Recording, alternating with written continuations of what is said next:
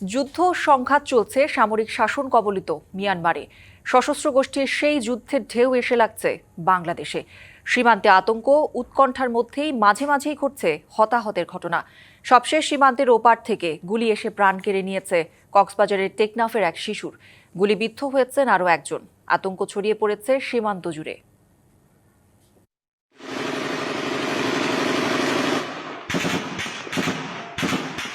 বৃহস্পতিবার রাত থেকে টেকনাফের হোয়াইকাং সীমান্ত সংলগ্ন এলাকায় থেমে থেমে মর্টারশেল, গোলাগুলি ও বোমা বিস্ফোরণের শব্দ শোনা গেছে। মিয়ানমারের ভেতরে এই অস্থিরতার প্রভাব এসে পড়েছে বাংলাদেশের ভেতরে। কেঁপে ওঠে সীমান্ত এলাকার বাড়িঘর। মিয়ানমারের নাফ নদীর কাছে তোতার ও বিলাসীর দ্বীপ এলাকায় আরাকান আর্মি ও আরসা সদস্যদের মধ্যে তীব্র গোলাগুলি চলে। এ সময় বাংলাদেশ সীমান্ত অতিক্রম করে টেকনাফ উপজেলার হোয়াইকাং ইউনিয়নের তেচ্ছি ব্রিজ এলাকায় একটি বাড়িতে এসে পড়ে গুলি। গুলিটি শিশু আফনানের কানে আঘাত করে। গুরুতর আহত অবস্থায় তাকে কুতুপালং MSF হাসপাতালে নিয়ে গেলে চিকিৎসক মৃত ঘোষণা করেন। এ ঘটনায় আরও একজন গুলিবিদ্ধ হয়েছে। আর ঘটনার পর পালিয়ে বাংলাদেশে আশ্রয় নিয়েছে সশস্ত্র ৪৯ রোহিঙ্গা। ঘটনাস্থলে পুলিশ, বিজিবি, APBN ও সেনাবাহিনী পরিস্থিতি নিয়ন্ত্রণে কাজ করছে। ঘটনার প্রতিবাদে বিক্ষুব্ধ জনতা কক্সবাজার টেকনাফ সড়ক অবরোধ করে। পুলিশ ও বিজিবি ঘটনাস্থলে পৌঁছে পরিস্থিতি নিয়ন্ত্রণে আনে। ৩ ঘণ্টা পর সড়ক অবরোধ প্রত্যাহার করে নেয় স্থানীয়রা। মিয়ানমারের রাখাইন রাজ্যে দীর্ঘ সময় ধরেই সশস্ত্র সংঘর্ষ চলছে। মাঝেই তার আঁচ এসে লাগছে বাংলাদেশে। হতাহতের ঘটনায় সীমান্তবাসী রয়েছেন চরম আতঙ্কে। DVC news desk. এ নিয়ে আরও জানাতে টেকনাফ থেকে যুক্ত হচ্ছেন সহকর্মী মোহাম্মদ শাহিন। সরাসরি যুক্ত হব তার সাথে। শাহিন, সবশেষ পরিস্থিতি নিয়ে জানাবেন এবং বাসিন্দারা কি বলছেন।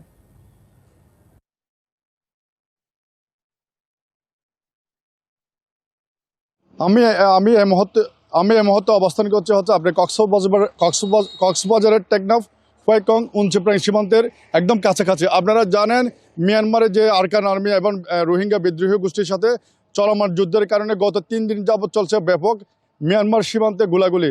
তারও ধারাবাহিকতায় গতকাল থেকে যে 2 গ্রুপের মধ্যে গোলাগুলির আজকে সকালে হঠাৎ বাংলাদেশ সীমান্তে হোয়াইকং আপনার তেচ্ছি ব্রিজ এলাকায় গুলি এসে এক কিশোরী আপনার আহত হয়। তাকে কক্সবাজার হাসপাতালে নেওয়ার পথে তিনি মৃত্যুবরণ করেন। তার মৃত্যুকে ঘিরে স্থানীয়দের মধ্যে উদ্বিগ্ন সৃষ্টি হয়েছে এবং স্থানীয়রা কক্সবাজার টেকনাফ মহাসড়ক অবরোধ করে রয়েছে দীর্ঘ 3 ঘণ্টা পর। আমি এই বিষয়ে উপজেলা প্রশাসনের সাথে কথা বলছি। তিনি বলছে সীমান্তের বিজিবির সাথে তিনি সার্বক্ষণিক যোগাযোগ রাখছেন এবং যারা স্থানীয় সীমান্তে বসবাসকারী স্থানীয়রা রয়েছেন তাদেরকে নিরাপদে বসবাস করার জন্য এবং প্রশাসনের পাশাপাশি জনপ্রতিনিধিদেরকে তিনি বিষয়টা অবগত করেছেন। এবং যে বিষয়ে আজকে এক কিশোরী নিহত হয়েছেন সেটি নিয়ে যেটি উত্তেজনা সৃষ্টি হয়েছে তার মধ্যে সেটি তাৎক্ষণিক সেনাবাহিনী, বিজিবি, পুলিশ, APBN এর প্রশাসন এসে তারা যারা স্থানীয় ক্ষুব্ধ রয়েছেন তাদেরকে বোঝানোর চেষ্টা করেছেন। তাদের বোঝানোর উপর তারা সড়ক অবরোধে তুলে নিয়েছেন। আপনারা জানেন যে মিয়ানমারের যে চলমান যুদ্ধ রয়েছে আরাকান আর্মি এবং বিদ্রোহী গোষ্ঠীর মধ্যে সেটি এখন চলমান রয়েছে। স্থানীয়রা দিন রাত 24 ঘন্টায় আতঙ্কে থাকে। যে কোনো সময় তারা তাদের বইয়ে কাজ করছে এবং গত 3 দিন যাবৎ যে আমার কাছে সীমান্ত থেকে সর্বশেষ সংবাদ। দ্বিতীয় দিনের মতো ত্রয়োদশ জাতীয় সংসদ নির্বাচনে প্রার্থিতা ফিরে পেতে আপিলের শুনানি চলছে। নিষ্পত্তি তালিকায় রয়েছে 69টি আপিল। রাজধানীর আগারগাঁওয়ে নির্বাচন ভবনে শনিবার শুরু হওয়া এই শুনানি কার্যক্রম চলবে 18 জানুয়ারি পর্যন্ত। দুপুর 12টা পর্যন্ত 27টি আপিল মঞ্জুর, 3টি স্থগিত এবং 5টি নামঞ্জুর করেছে নির্বাচন কমিশন। প্রধান নির্বাচন কমিশনার AMM নাসির উদ্দিনের নেতৃত্বে পূর্ণাঙ্গ কমিশনে চলছে এই শুনানি। প্রথম সেশনে শেষ হয়েছে 35টি শুনানির কাজ। এছাড়া গতকাল প্রথম দিনে শুনানি হয় 70টি আবেদনের। এর মধ্যে 52টিকে বৈধ ঘোষণা করা হয়, বাতিল হয় 15টি আর স্থগিত রাখা হয়েছে 3টি। প্রার্থিতা ফিরে পেতে নির্বাচন কমিশনের সব মিলিয়ে আবেদন জমা পড়ে 645টি। এদিকে মনোনয়নপত্র ফিরে পেয়ে বিভিন্ন দলের নেতা ও স্বতন্ত্র প্রার্থীরা স্থানীয় রিটার্নিং কর্মকর্তাদের সিদ্ধান্তে ক্ষোভ জানান। চাঁদপুর 2 নির্বাচনী আসন 261। আমাদের সিম্পলি একটা ভুল হয়েছিল সিগনেচারের, আলহামদুলিল্লাহ আপিল অ্যাকসেপ্টেড হয়েছে। আজকের শুনানিতে আমাদের নির্বাচন কমিশনার শুনানির পরে আমাদেরটি বৈধ ঘোষণা করেছে। 244 জন জমা দিয়েছিলেন, এর মধ্যে অনেকের বাতিল হয়েছে। আমরা 200-র মতো মোটামুটি বৈধ মনোনয়ন পেয়েছি। আজকে এবং কালকে মিলে এখন পর্যন্ত 13 জন আবার সংযুক্ত হয়েছে। আমার বিশ্বাস শেষ পর্যন্ত আরো 20-25 জন সংযুক্ত হবে। আমরা 220 থেকে 240টি আসনে ভোট করতে পারবো। মনোনয়ন ফিরে পেতে আপিলের শুনানির দ্বিতীয় দিনের আরও খবর জানাতে নির্বাচন ভবন থেকে যুক্ত হচ্ছেন সহকর্মী তাহসিনা জেসি। আজ কটি আবেদনের নিষ্পত্তি হয়েছে, প্রার্থীরা কি বলছেন, সব মিলিয়ে জানাবেন। কৌরি, আপনি জানেন যে নির্বাচনে প্রার্থিতা ফিরে পেতে যারা আপিল করেছিলেন সেই আপিলের সংখ্যা ছিল প্রায় 645টির মতো এবং গতকাল প্রথম দিন অতিবাহিত হয়েছে, সেখানে 70টি আপিল শুনানি হয়েছে এবং আজকে দ্বিতীয় দিনের কার্যক্রম চলছে। সকাল 10টা থেকে এই কার্যক্রম শুরু হয়েছে। প্রথমার্ধে আমরা জানতে পেরেছি যে 35টির মতো আপিলের শুনানি হয়ে গেছে ইতিমধ্যে এবং এর মধ্যে 27টি মঞ্জুর হয়েছে। আমরা সকাল থেকে এখানে প্রার্থীদের আনাগোনা দেখতে পাচ্ছি। প্রার্থিতা ফিরে পেয়ে অনেকেই উৎফুল্ল ছিলেন, তবে অনেকেই বলছিলেন যে আসলে নির্বাচনের যে পরিবেশ, যে মব সন্ত্রাস, সবকিছু নিয়েই তারা অনেকটা শঙ্কিত। কৌরি, আপনাকে আরেকটু জানিয়ে রাখি যে নির্বাচন ভবনের যে অডিটোরিয়াম রয়েছে সেখানে প্রধান নির্বাচন কমিশনারের নেতৃত্বে একটি পূর্ণাঙ্গ 5 সদস্যের কমিশন সেখানে এই আপিলের শুনানিতে অংশ নিচ্ছেন এবং এখানে প্রার্থীরা আসছেন, তারা তাদের বক্তব্য তুলে ধরছেন। 18 জানুয়ারি পর্যন্ত এই শুনানি চলবে বলে আমরা জানতে পেরেছি এবং কেউ যদি এই শুনানিতে সন্তুষ্ট না হয়, সংক্ষুব্ধ যে কেউ উচ্চ আদালতের আশ্রয় নিতে পারেন বলেও আমরা জানতে পেরেছি। আপনাদেরকে আরেকটি বিষয় জানিয়ে রাখি যে আজ সকাল 9টায় নির্বাচন ভবনে একটি বিশেষ গুরুত্বপূর্ণ সভা অনুষ্ঠিত হয়েছে নির্বাচনের আইনশৃঙ্খলা পরিস্থিতি নিয়ে এবং নির্বাচন কমিশনার অবসরপ্রাপ্ত ব্রিগেডিয়ার জেনারেল আবুল ফজল সানাউল্লাহ এতে সভাপতিত্ব করেছেন। তবে এই বৈঠকে কি আলোচনা হয়েছে সেই বিষয়ে আমরা আসলে এখনও বিস্তারিত জানাতে পারিনি। তবে কৌরি, আমরা এই ছিল আমার কাছে সর্বশেষ অবস্থা। হয়তো পরবর্তীতে আজকে আপিলের যে শুনানি চলছে সেখানে সর্বশেষ পরিস্থিতি আপনাদেরকে আরো বিস্তারিতভাবে জানাতে পারবো। জেসি, ধন্যবাদ আপনাকে। 17 বছর পর দেশে ফেরা নেতা তারেক রহমান দলের চেয়ারম্যান মনোনীত হয়েছেন। তার উপর নির্বাচনী যাত্রা শুরু হচ্ছে সিলেট থেকে। তার এই সফরকে কেন্দ্র করে উচ্ছ্বসিত সিলেটের বিএনপি নেতাকর্মীরা। বিএনপি রাষ্ট্র ক্ষমতায় গেলে সফরের মতোই উন্নয়ন কর্মকাণ্ড শাহজালালের পুণ্যভূমি থেকেই শুরু হবে, এমন প্রত্যাশা সকলের। দীর্ঘ 17 বছর বঞ্চিত ছিলেন দেশমাতৃকার আলো বাতাসের স্পর্শ থেকে। অবশেষে দেশের মাটি স্পর্শ করলেন, তাও সিলেটে। মা বেগম খালেদা জিয়ার প্রয়াণের পর নিলেন দলের চেয়ারম্যানের দায়িত্ব। এবার সিলেট বিএনপি নেতাকর্মীদের উচ্ছ্বাস একটু বেশি। 22 জানুয়ারি তারেক রহমান সফর করবেন এবং মায়ের দেখানো পথ ধরে হযরত শাহজালাল রহমতুল্লাহি আলাইহির মাজার জিয়ারতের মাধ্যমে শুরু করবেন নির্বাচনী প্রচারণা। বাংলাদেশের ইতিহাসে সবচেয়ে বেশি সমাগম হয়েছে ওনাকে স্বদেশ প্রত্যাবর্তনে। ইনশাল্লাহ উনি যেহেতু নির্বাচনী প্রচারণা আগামী 22 থেকে শুরু করবেন, বিশ্বনাথের সর্বস্তরের মানুষ ওনাকে এই জায়গায় সমর্থন জানাবে, ওনাকে স্বাগত জানাবে। হযরত শাহজালাল, হযরত শাহপুরাঙ্গের মাজার জিয়ারত করে নির্বাচনী কার্যক্রম শুরু করবেন। লামাহাজিতে উনি পথসভা করেন, সেজন্য আমরা বিশ্বনাথ বিএমপি, পৌর বিএমপি ওনাকে সুস্বাগত জানাই। এই জেলারই জামাতা, তাই তো আবেগের প্রকাশটাও ভিন্ন স্থানীয় ও প্রবাসীদের।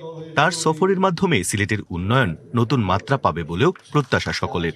চেয়ারম্যানের দায়িত্ব পাইছেন তারেক রহমান সাহেব, আমরা খুব আনন্দিত। উই কংগ্রাচুলেট হিম। জামাই আমাদের খুব আনন্দ লাগে, দলের প্রধান হইয়া সিলেটের শাহজালাল মাজার জিয়ারত করিয়া নির্বাচনী প্রচারণা শুরু করবা, তাই জন্য আমরা খুব আনন্দিত। সিলেট থেকে যেহেতু নির্বাচনী প্রচারণা শুরু করেছেন, উন্নয়নের কর্মকাণ্ডগুলোও আমাদের সিলেট থেকে শুরু হোক, এটাই আমাদের প্রত্যাশা। আমাদের দেশনায়ক তারেক রহমান আজকে উনি নতুনভাবে চেয়ারম্যান নিযুক্ত হয়েছেন। উনি যেন সুস্থ এবং সুন্দরভাবে সন্ত্রাসমুক্ত, দুর্নীতিমুক্ত একটা বাংলাদেশ গড়ে তোলেন। নেতারাও প্রস্তুত দলীয় প্রধানকে বরণ করে নিতে। বেগম জিয়ার বিদায়ের শোককে শক্তিতে পরিণত করে দেশ সেবায় সরকার গঠন করবে বিএনপি, এমন প্রত্যাশা নেতাদের। আমাদের ম্যাডামের সুখকে আমরা সেই শক্তিতে আমরা পরিণত করব এবং আমরা বিশ্বাস করি আগামী ফেব্রুয়ারির নির্বাচন এই সুখ কাটিয়ে আমরা শক্তিতে পরিণত করে জনগণের ম্যান্ডেট নিয়ে এই বিএনপি সরকার গঠন করবে, তারেক রহমান প্রধানমন্ত্রী হবেন, এটা আমাদের বিশ্বাস। হযরত শাহজালাল ও শাহপুরানের মাজার জিয়ারতের পাশাপাশি বেশ কিছু সভায় যোগদানের কথা রয়েছে বিএনপি চেয়ারম্যানের। প্রত্যুষ তালুকদার, ডিবিসি নিউজ, সিলেট। চট্টগ্রামের 16টি সংসদীয় আসনে নির্বাচনী লড়াইয়ে শতাধিক প্রার্থী থাকলেও তাদের মধ্যে নারী মাত্র 3 জন। তাদের 2 জন বাম রাজনৈতিক দলের আর অন্যজন ইনসানিয়াত বিপ্লবের। বিএনপি, জামায়াত ও এনসিপির পক্ষে ভোটের লড়াইয়ে কোনো নারী নেই। বড় দলগুলোর এমন অনীহায় রাজনৈতিক পরিসরে নারীর অংশগ্রহণ বাড়ানোর উদ্যোগকে বাধাগ্রস্ত করছে বলে মনে করেন বিশ্লেষকরা।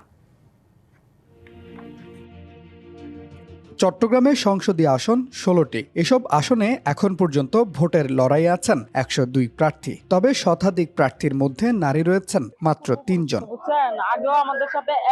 চট্টগ্রাম 10 আসনে লড়ছেন আসমা আক্তার। সুবিধাবঞ্চিত শিশুদের জন্য বিনামূল্যে স্কুল পরিচালনা ও নারী অধিকার নিয়ে কাজ করা এই নারী লড়ছেন বাংলাদেশ সমাজতান্ত্রিক দলের হয়ে। একই আসনে ইনসানিয়াত বিপ্লব দলের হয়ে লড়ছেন সাবিনা খাতুন। নির্বাচনে প্রার্থী হলেও নানা চ্যালেঞ্জের মুখোমুখি হতে হচ্ছে বলে জানান নারী প্রার্থীরা। জুলাই অভ্যুত্থান আমাদেরকে দেখিয়ে দিয়েছিল, আশান্বিত করেছিল আমাদের মেয়েরা সামনের সারিতে থেকে নেতৃত্ব দিবে। নারীদের জন্য সেরকম পরিবেশ তৈরি করা হয়নি রাষ্ট্রীয়ভাবে। নারী কিংবা পুরুষ নয়, মানুষ হিসেবে সবার পরিচয়। পুরুষ হিসাবে অথবা নারী হিসাবে নিজের পরিচয় না দিয়ে মানুষ হিসাবে আমি একজন মানুষের সাথে প্রতিদ্বন্দ্বিতা করছি। চট্টগ্রাম 11 আসনে প্রতিদ্বন্দ্বিতা করছেন বাসদ চট্টগ্রাম জেলা কমিটির সদস্য দীপা মজুমদার। জুলাই আন্দোলনে সামনের সারিতে থাকা এই নারীও জানান নানা বাধা বিপত্তির কথা। নারী প্রার্থী হিসেবে তো একটা চ্যালেঞ্জ আছেই, পুরুষের সাথে একসাথে হয়ে লড়া। সোসাইটিতে একভাবে নারীদেরকে দেখার জায়গা আছে, তো সেই জায়গা থেকে ওই চ্যালেঞ্জগুলো কিন্তু আমাদেরকে মোকাবেলা করতে হবে। জয়ের সম্ভাবনা ক্ষীণ এমন ধারণা থেকেই বড় দলগুলো নারীদের অগ্রাধিকার দেয় না। পাশাপাশি আইন শৃঙ্খলা পরিস্থিতিও নারী প্রার্থীদের ভোটের মাঠের প্রচারণার অন্যতম অন্তরায়, এমনটাই বলছেন বিশ্লেষকরা। যে নারীদের দিলে যদি হেরে যায় তাহলে তো তাদের সিট কমে গেল। ওইটা একটা ইদানিং যেটা হচ্ছে নিরাপত্তার জায়গাটা, এই যে সার্বিক পরিস্থিতি কিন্তু অনুকূলে নয়। চট্টগ্রাম 5 আসনে জাতীয়তাবাদী আইনজীবী ফোরামের কেন্দ্রীয় সদস্য ব্যারিস্টার শাকিলা ফারজানা ও চট্টগ্রাম 2 আসনে জিন্নাত আক্তার স্বতন্ত্র প্রার্থী হতে মনোনয়নপত্র দাখিল করলেও ভোটার তালিকার সই জটিলতায় তাদের মনোনয়ন বাতিল হয়। Mujibul Haque, DBC news, Chittagong. শেখ হাসিনার সাজা বৃদ্ধির আবেদনের সারসংক্ষেপ প্রস্তুত করেছে রাষ্ট্রপক্ষ। আগামী 2-3 দিনের মধ্যে আপিল বিভাগে জমা দেওয়া হবে বলে জানিয়েছেন প্রসিকিউটর গাজী MH তামিম।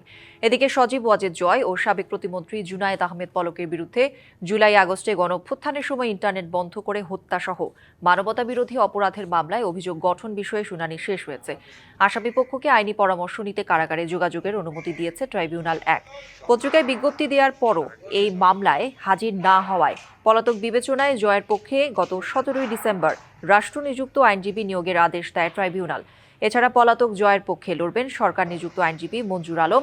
এদিকে ট্রাইব্যুনাল 2-এ আশুলিয়ায় 6 মরদেহ পোড়ানোর মামলায় আসামিপক্ষের সাফাই সাক্ষ্য গ্রহণ শুরু হয়েছে।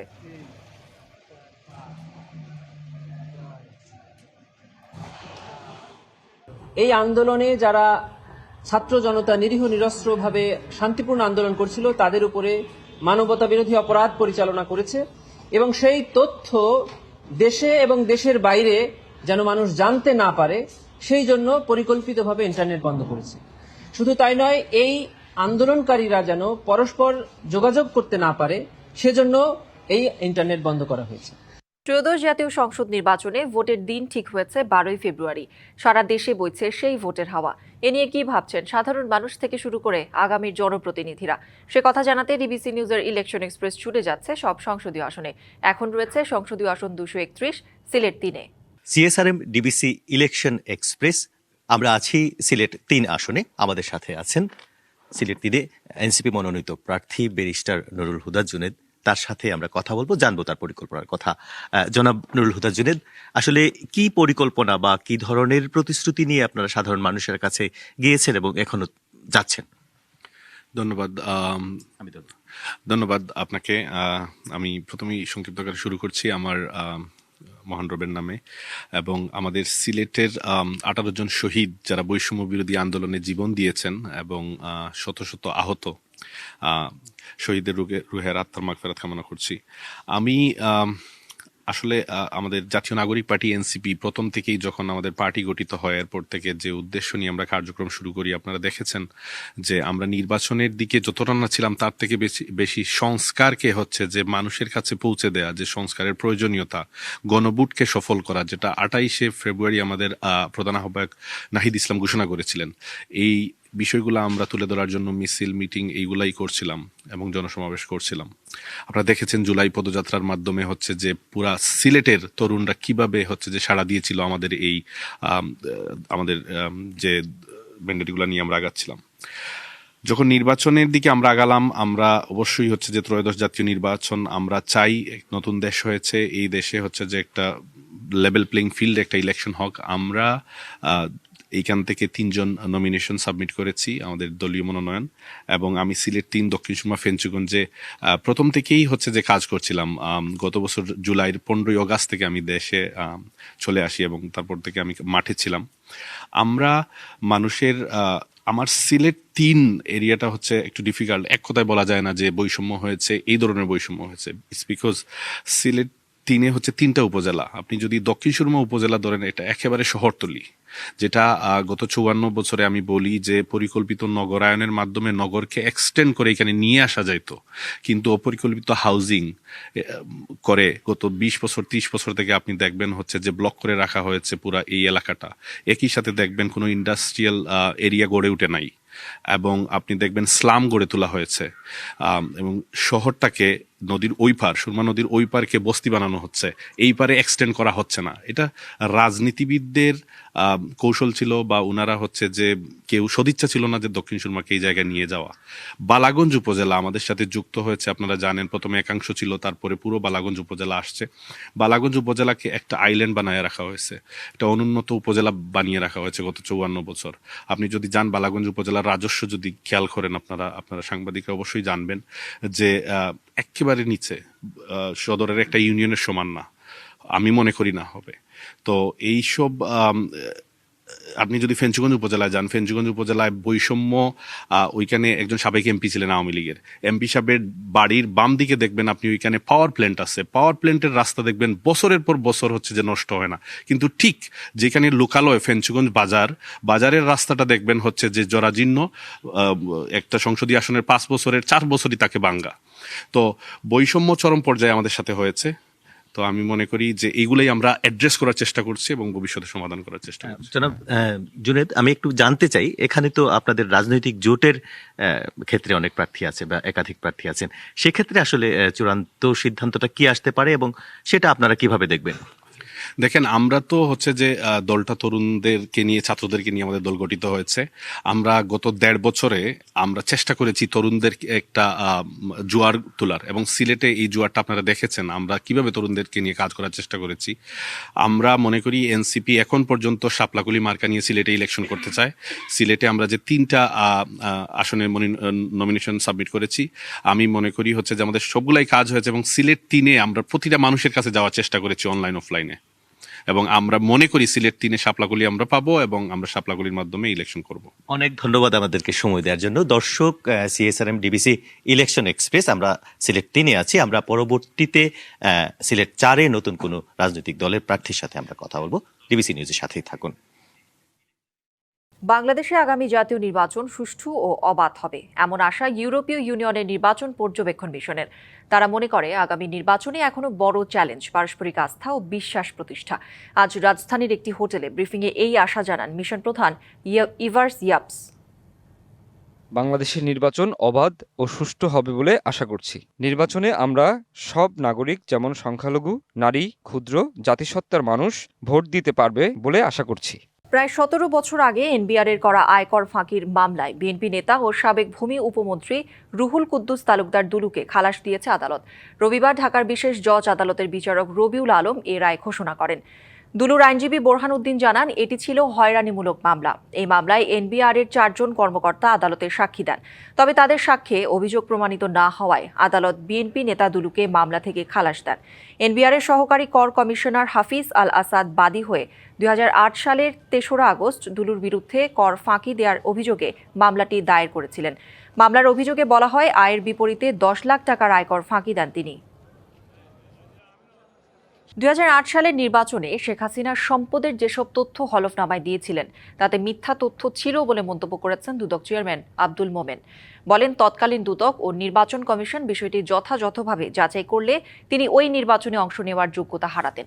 দুদক বিটে কর্মরত সাংবাদিকদের সংগঠন রিপোর্টার্স এগেইনস্ট করাপশনের 22 বছরে পদার্পণ উপলক্ষে এক অনুষ্ঠান শেষে সাংবাদিকদের প্রশ্নের জবাবে তিনি এসব কথা বলেন।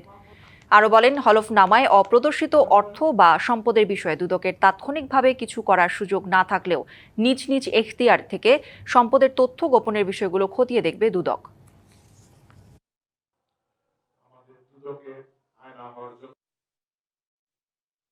দুই সালের নির্বাচনে তৎকালীন প্রধানমন্ত্রী শেখ হাসিনা তিনি সম্পদের যে হলফনামায় যে বিবরণী দিয়েছিলেন এবং বাস্তবে আমরা যে সম্পত্তি পেয়েছি তার মধ্যে ছিল বিস্তর ব্যবধান। সে সময় যদি দুর্নীতি দমন কমিশন এবং নির্বাচন কমিশন সঠিকভাবে কাজ করত তাহলে সেই সময়ই তার এই প্রার্থিতা বাতিল হওয়ার কথা ছিল। আমরা যদি দুর্নীতিবিহীন ব্যক্তিকে নির্বাচিত করে নিয়ে আসতে পারি, যদি তাদের শাসন সুপ্রতিষ্ঠিত হয়, আমাদের বিশ্বাস আগামী দিনগুলিতে বাংলাদেশ ভালো এগিয়ে যাবে। দেশের কয়েক জেলায় বইছে মাঝারি থেকে মৃদু শৈত্যপ্রবাহ। উত্তরে জেলা পঞ্চগড়ে 2 সপ্তাহ ধরে দাপট দেখাচ্ছে শীত। হিমেল বাতাসে কাবু মানুষ। জেলা জুড়ে চলছে মাঝারি শৈত্যপ্রবাহ। দেশের সর্বনিম্ন তাপমাত্রা তেঁতুলিয়ায় রেকর্ড করা হয়েছে 7.3 ডিগ্রি সেলসিয়াস। ঘন কুয়াশায় ঢেকে গেছে পথঘাট। কুয়াশায় কমে গেছে দৃষ্টিসীমা। এদিকে চুয়াডাঙ্গায় 7 দিন ধরে শৈত্যপ্রবাহ অব্যাহত, যা কখনো মাঝারি আবার কখনো মৃদু। তাপমাত্রা নেমেছে 8.6 ডিগ্রিতে। কনকনে শীতে দুর্বিষহ হয়ে উঠেছে জনজীবন। হিমেল বাতাসের কারণে শীতের তীব্রতা বেশি অনুভূত হচ্ছে। স্থবির হয়ে পড়েছে স্বাভাবিক জীবনযাপন। ঘন কুয়াশার ভোগান্তিতে দিনমজুর ও ছিন্নমূল জনগোষ্ঠী। খুব প্রয়োজন ছাড়া মানুষ ঘর থেকে বের হচ্ছেন না। শীতের কারণে কর্মহীন হয়ে পড়েছেন অনেকে। ব্যাহত হচ্ছে কৃষিকাজ। কুড়িগ্রামের উপর দিয়ে বয়ে যাচ্ছে মৃদু শৈত্যপ্রবাহ। গতকাল তাপমাত্রা সামান্য বাড়লেও আজ কমে মৃদুতে পরিণত হয়েছে। সর্বনিম্ন তাপমাত্রা রেকর্ড 9.8 ডিগ্রি সেলসিয়াস। বেশি দুর্ভোগ নদ নদী তীরবর্তী এলাকায়। খুব ঠান্ডা, খুব কুয়াশা, কাজে যাওয়া যায় না। কাজের জন্য মানুষে খুব কষ্ট পাচ্ছে। কুয়াশার জন্য কোনো দেখা যায় না, মানুষ টানুষ কিচ্ছু দেখা যায় না। কারণ এখন এই মনে করেন অন্ধকারে মালানাম যাওয়া লাগেছে। ইরানে 2 সপ্তাহ ধরে চলা বিক্ষোভ দমনে আরও কঠোর অবস্থান নিয়েছে দেশটির সরকার। বিক্ষোভকারীদের সৃষ্টিকর্তার শত্রু আখ্যা দিয়ে তাদের বিরুদ্ধে মৃত্যুদণ্ডের অভিযোগ আনার হুঁশিয়ারি দিয়েছেন দেশটির অ্যাটর্নি জেনারেল। বিক্ষোভে এরই মধ্যে নিহত হয়েছেন অন্তত 78 জন। গ্রেপ্তার করা হয়েছে 2,500-এর বেশি আন্দোলনকারীকে। বন্ধ রয়েছে ইন্টারনেট। এদিকে মার্কিন প্রেসিডেন্ট ডোনাল্ড ট্রাম্প জানান, ইরানের জনগণকে সহায়তা করতে প্রস্তুত যুক্তরাষ্ট্র। টানা 14 দিন ধরে সরকার বিরোধী বিক্ষোভে উত্তাল ইরান। দেশটির মুদ্রা রিয়ালের তীব্র অবমূল্যায়ন এবং ক্রমবর্ধমান অর্থনৈতিক পরিস্থিতির জেরে শুরু হয় এই আন্দোলন। 28 ডিসেম্বর তেহরানের গ্র্যান্ড বাজারের আশপাশে প্রথম বিক্ষোভ দেখা দিলেও পরে তা ছড়িয়ে পড়ে দেশটির সবগুলো প্রদেশে। বিক্ষোভ দমাতে তৎপরতা চালিয়ে যাচ্ছে ইরানের ক্ষমতাসীন সরকার। রাজধানী সহ দেশের প্রায় সবগুলো শহরে মোতায়েন করা হয়েছে সামরিক বাহিনীর সদস্যদের। শনিবার রাতেও সেনাবাহিনী ও আইআরজিসি সদস্যদের সঙ্গে সংঘাতে বেশ কয়েকজন বিক্ষোভকারী নিহত হয়। এছাড়া দেশ জুড়ে বন্ধ করে দেয়া হয়েছে ইন্টারনেট। গণবিক্ষোভের মধ্যে ইরানের অ্যাটর্নি জেনারেল জানান, যারা বিক্ষোভে অংশ নেবেন তাদের সৃষ্টিকর্তার শত্রু হিসেবে বিবেচনা করা হবে। ইরানি আইনে এই অভিযোগের শাস্তি মৃত্যুদণ্ড। এমনকি বিক্ষোভের সহায়তাকারীদের বিরুদ্ধেও একই অভিযোগ আনা হবে বলেও হুঁশিয়ারি দেন তিনি। এদিকে মার্কিন প্রেসিডেন্ট ডোনাল্ড ট্রাম্প জানান, ইরানের জনগণ স্বাধীনতার দিকে তাকিয়ে আছে। পরিস্থিতি মোকাবেলায় প্রয়োজনে যুক্তরাষ্ট্র সহায়তা দিতেও প্রস্তুত বলেও জানান তিনি। এদিকে বেসামরিক নাগরিকদের অধিকার ও শান্তিপূর্ণ আন্দোলনের প্রতি সম্মান দেখানোর আহ্বান জানিয়ে হামলা ও নির্বিচারে আটকের বিষয়ে উদ্বেগ প্রকাশ করেছে জাতিসংঘ, ইউরোপীয় ইউনিয়ন সহ অস্ট্রেলিয়া, কানাডা ও ফ্রান্স। আব্দুল্লাল মারুফ, ডিবিসি নিউজ ডেস্ক। সিরিয়ায় আবারও বড় পরিসরে হামলা চালিয়েছে যুক্তরাষ্ট্র। গত মাসে দেশটির পালমিরা শহরে হামলায় 2 মার্কিন সেনা ও 1 বেসামরিক নাগরিক নিহত হওয়ার পর দেশটিতে জঙ্গি গোষ্ঠী আইএসকে লক্ষ্য করে হামলা চালানো হয়।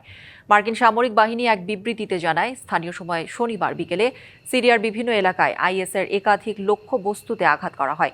এর আগে গত 19 ডিসেম্বর প্রথম দফায় সিরিয়ায় বড় ধরনের হামলা চালায় যুক্তরাষ্ট্র। সেই অভিযানে নিহত হয় আইএসের অন্তত 25 জন যোদ্ধা। অন্যদিকে আলেপ্পোতে কার্যকর হয়েছে যুদ্ধবিরতি। শহরটি থেকে কুর্দি বাহিনীর সব যোদ্ধাকে প্রত্যাহার করা হয়েছে। আলেপ্পোতে কয়েকদিনের সংঘর্ষে অন্তত 30 জন নিহত এবং 1,50,000-এরও বেশি বাসিন্দা বাস্তুচ্যুত হয়েছেন। সংবাদে এই ছিল এখনকার মতো। ডিবিসি নিউজের সংবাদগুলো পড়তে ভিজিট করুন dbcnews.tv আর ভিজিট করুন ডিবিসির ফেসবুক পেজ এবং ইউটিউব চ্যানেল ডিবিসির সঙ্গেই থাকুন।